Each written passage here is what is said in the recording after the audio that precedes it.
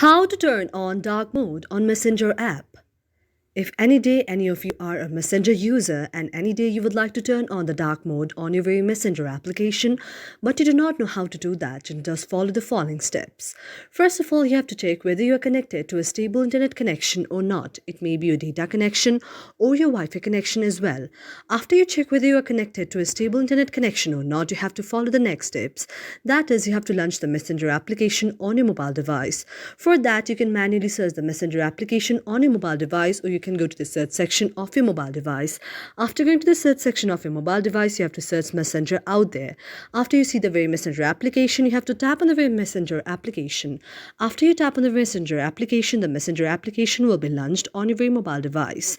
Now you have to go to the top section out there, and after that you can see the option of the preferences.